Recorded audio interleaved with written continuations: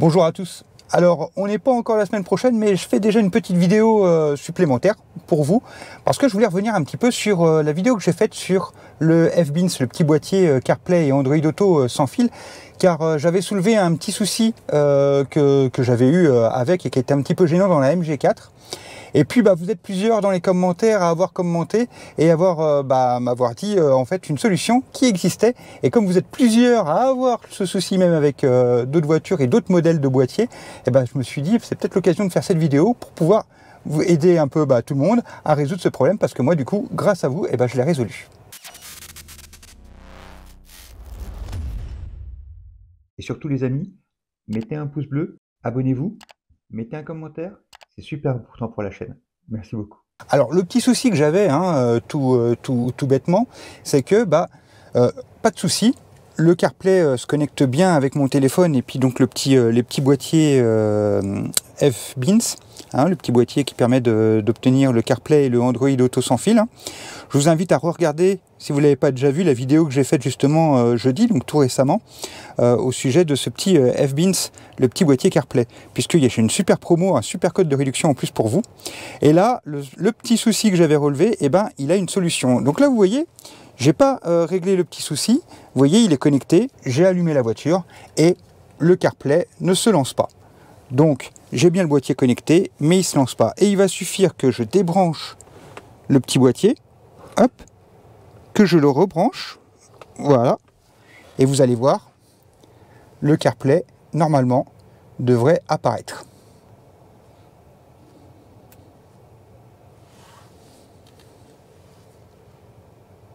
Hop, voilà, le CarPlay est arrivé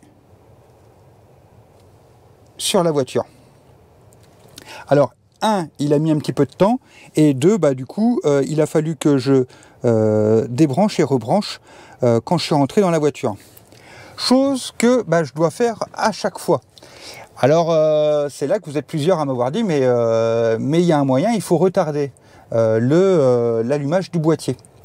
Et donc, il y a une petite astuce, et là, je vais vous emmener derrière mon ordinateur avec ce petit boîtier, et on va faire ces petits pas. On va aller en plus en profondeur dans les réglages et les paramètres du petit boîtier, parce qu'en fait, l'explication du souci, c'est ce que j'avoue que j'en avais un petit peu le pressentiment, mais en fait, le boîtier démarre plus vite que l'écran de la voiture, et ce qui fait que du coup, la connexion se fait pas. Il faut absolument que l'écran soit démarré pour qu'après, le CarPlay démarre, et ainsi puisse se connecter directement à l'écran. Et donc, on va forcer, entre guillemets, le boîtier à démarrer plus tard pour être sûr que l'écran a démarré. Et donc, on va aller se mettre derrière l'ordinateur et je vais vous montrer tout ça. Donc, on se retrouve derrière l'ordinateur et je vais vous montrer un petit peu comment faire le réglage du petit boîtier FBeans pour qu'il puisse fonctionner dès qu'on rentre dans la voiture et qu'on n'ait pas un souci où on doive le brancher et le débrancher et le rebrancher pour que ça fonctionne. Alors, j'avoue que c'est marqué dans le petit manuel de base. Bon, moi, je suis aussi de ces personnes qui n'aiment pas lire les manuels. C'est pas marqué qu'il faut mettre le retardateur, mais par contre, il y a marqué une petite information qui est intéressante, c'est comment on peut faire les mises à jour du petit boîtier. En l'occurrence, pour faire les mises à jour du petit boîtier, on doit se connecter à une adresse IP spécifique en se connectant au Wi-Fi du petit boîtier. Et là, ça c'est noté là-dessus. Et donc là-dessus, on a aussi une adresse IP. Alors, il faut des lunettes à moi. Franchement, je commence à avoir vraiment du mal à pouvoir lire quand c'est écrit tout petit comme ça. Mais j'ai relevé l'adresse et je vais vous montrer ça tout de suite. Donc là, moi, je suis sur un MacBook. Donc, j'enlève le câble USB et puis je prends l'USB-C, USB-C. Et je connecte le petit boîtier, hop, ici, sur l'ordinateur. Donc ça, c'est la première étape. Hop, pardon. Donc ça, c'est la première étape. L'étape suivante, je vais prendre le Wi-Fi et trouver le petit boîtier, hop, autre réseau, et je vais chercher le petit boîtier, le petit Wi-Fi, pardon, qui est relié avec ce petit boîtier. En l'occurrence, il doit s'appeler, voilà, il va apparaître BNI-ZCOM ici, voilà. Je me connecte. Donc j'appuie ici, il est en train de le prendre, et donc en fait je prends l'adresse IP, je l'ai déjà fait, donc vous voyez il met un point d'exclamation, il s'est connecté, donc je prends l'adresse ici que j'avais déjà rentré préalablement 192.168.1.101, hop, je la sélectionne, Et donc j'arrive dans l'information système du petit boîtier FBINS. Donc vous voyez, on est là pour le coup à l'intérieur du fichier et j'ai plusieurs possibilités et plusieurs caractéristiques. Donc on peut changer quelques configurations. On a aussi une possibilité d'envoyer et de décrire ces problèmes directement à FBINS par ce formulaire. Et puis c'est ici aussi qu'on peut faire les mises à jour du petit boîtier. En l'occurrence, nous ici, c'est ici que ça nous intéresse. Donc on a le retard de démarrage et ça, c'est là que c'est intéressant. Et là, il y en a un d'entre vous qui m'a conseillé de mettre 30 secondes. Et donc en mettant 30 secondes, bah, finalement ça laisse le temps à l'infodivertissement du véhicule de s'allumer pleinement. Et là, le boîtier se met à démarrer. Et là, du coup, bah, le CarPlay se connecte tout de suite. Donc, première chose qu'on fait, ici, vous voyez, on peut régler d'ailleurs plusieurs valeurs. Donc moi, je fais ce qu'il m'a dit de faire, je mets 30 secondes. Voilà. Après, vous voyez, il y a d'autres, on peut enlever le GPS ou le rajouter. Il y a d'autres, il y a aussi un timelapse audio qu'on peut mettre. Enfin, il y a plusieurs petites choses. Je ne vois pas trop l'intérêt, mais en tout cas, celui-ci, le retard de démarrage, celui-là, c'est vraiment celui qui nous intéresse. Donc là, en fait, voilà, on a juste changé ce paramètre. Maintenant, je peux tout déconnecter, partir avec le boîtier, retourner à la voiture, et bah, vous allez voir, ça change un petit peu la donne. Alors, ce paramètre, il est valable pour le FBINS, mais il est valable aussi pour les autres marques de boîtiers du même type. Donc, chaque boîtier, alors ça sera peut-être pas la même adresse IP, mais ça sera une autre. Ça, c'est à vous de trouver la marque avec votre boîtier. Mais chaque boîtier a une adresse IP, et avec cette adresse IP, bah, vous avez accès aux réglages. Et donc, ce problème que certains ont soulevé et qui serait aussi avec d'autres boîtiers, bah, au final, la solution, bah, là voilà, elle est là. C'est pas que chez FBINS, c'est chez tous les boîtiers. Donc au final, bah, c'est une solution. Je trouve que c'est dommage, c'est pas assez bien expliqué. Bravo à ceux qui l'avaient trouvé juste avant. Et bah, ma foi, moi, j'ai pas vu de vidéo vraiment là-dessus, donc j'en profite pour vous faire cette vidéo. Allez, on retourne à la voiture.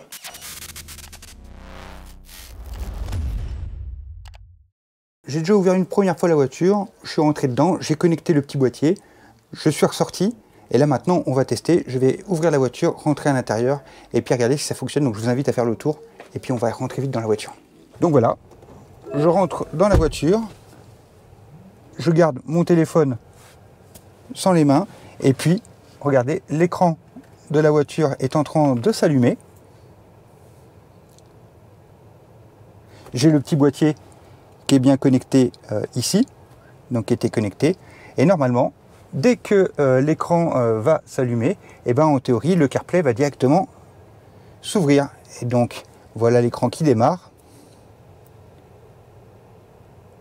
Hop, il se met son petit mode. Et donc, je me prépare à partir. Et là, boum, j'ai rien touché, j'ai rien fait. Et voyez, le CarPlay, hop, se connecte directement. Donc là, bah, au final, c'est parfait. Je suis rentré dans la voiture. Alors, j'ai mis 30 secondes. Ça se trouve, j'aurais peut-être pu mettre 20 ou quoi que ce soit. Je me suis référé à quelqu'un, à l'un d'entre vous, hein, qui avait une MG4 et qui avait mis 30 secondes. J'imagine que comme ça, c'est le meilleur compromis pour être sûr de pouvoir l'avoir qui démarre, être sûr qu'il a bien démarré au bon moment. En tout cas, du coup, c'est une petite fonctionnalité que je trouve super sympa. C'est une astuce. C'est vrai que c'est pas forcément toujours écrit, hein, puisque la preuve, vous êtes plusieurs, encore une fois, dans les commentaires, à m'avoir dit d'avoir ce souci avec d'autres boîtiers. Et ben là, on a une vraie solution à ce petit truc, et du coup, bah, c'est plus un problème. Et ce petit boîtier, bah, là, maintenant, il devient vraiment un indispensable de la voiture. Et encore une fois, là, je vous invite à retourner voir ou à aller voir la vidéo que j'ai faite sur le FBINS, là. Mais je vous rappelle ici, et je le remets d'ailleurs dans la description de cette vidéo du coup, mais j'ai réussi à obtenir une super promotion avec moins 20% sur le produit, ce qui fait que avec la promotion, on est autour de 22 € pour ce petit boîtier. Alors encore une fois, hein, les prérequis, il faut simplement avoir soit un iPhone 6 avec iOS 10 minimum, soit pour Android Auto, avoir Android 11.0. À savoir aussi que n'importe quel boîtier que vous achetez sur le site, il sera automatiquement Android et CarPlay compatibles en même temps. Même s'ils disent que c'est un CarPlay et qu'il faut sélectionner CarPlay ou Android, en fait les deux sont accessibles. D'ailleurs, je vous l'ai montré dans la vidéo précédente où vous regardez bien mon emballage, il est marqué que CarPlay, et au final je l'ai testé avec les deux et ça a très bien fonctionné et eux m'ont confirmé que c'était le cas. Voilà. Donc pour 22 €, un petit produit qui est vraiment sympa, qui fonctionne nickel. Et puis vous voyez, en plus, là, je suis vraiment content parce que c'est grâce à ces échanges de la communauté, hein, de vous, mes abonnés ou mes viewers, qu'on a pu faire ensemble ce petit chemin. Ça a aidé certains d'entre vous qui avaient ce problème et qui ne savaient pas qui pouvait avoir ce problème, enfin en tout cas le résoudre. Et puis à d'autres, au final, de pouvoir partager à tout le monde ces expériences. Et franchement, voilà, un vrai bonheur de faire ce petit complément de vidéo.